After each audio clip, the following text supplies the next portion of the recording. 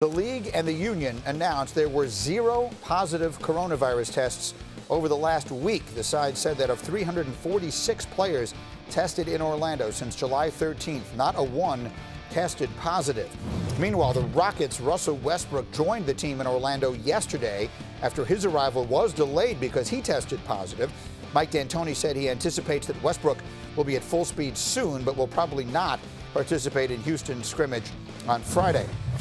Victor Oladipo is already in Orlando, but is still undecided as to whether he'll play. He's on the Pacers roster and has been practicing, but he initially ruled himself out to continue rehabbing his injured quadriceps tendon.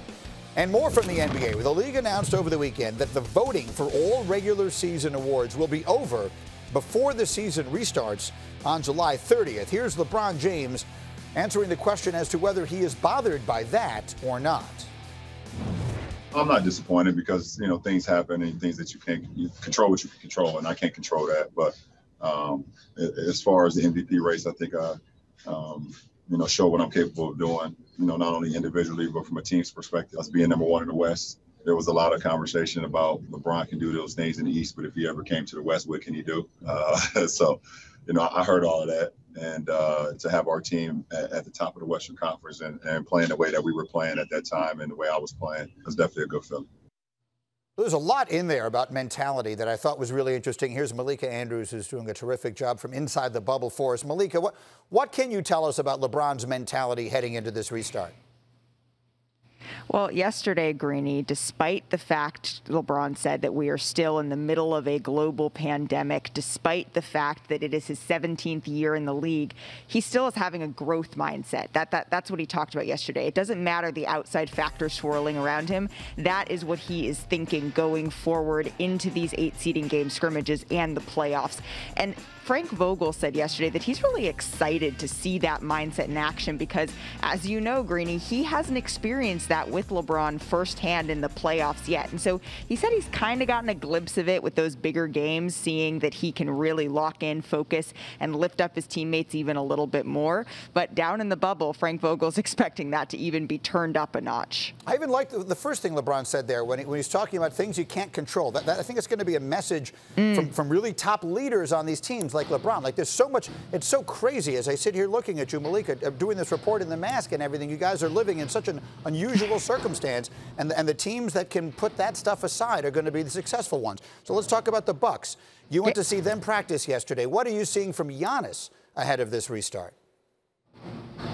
I mean, Giannis is his biggest critic. He said the other day that he just did not feel like he practiced very well. But yesterday, I watched him sink free throw after free throw. As we know, that is a part of his game that he's been consistently working on. And Greeny, the Bucks have a little game that they play. They played it back in Milwaukee. They brought it with them here to Orlando, where they all compete, usually for a big WWE type of belt. They didn't bring the belt with them this time.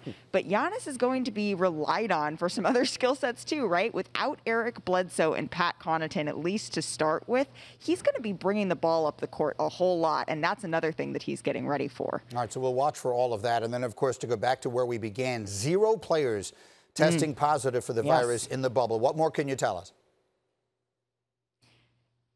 The testing system is working. That's what I can tell you. I mean, I was talking to an executive last night who said that he was really impressed with the fact that there were 0 positives, but again, not surprised, right? And that's a balance because they wanted to have faith in this system. And as Chris Middleton said, this is just proving the faith in the system that the NBA and NBPA diligently put in place.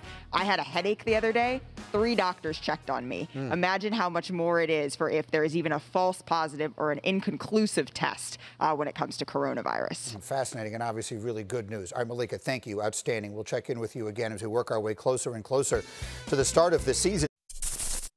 Thank you for watching ESPN on YouTube. For live streaming sports and premium content, subscribe to ESPN+.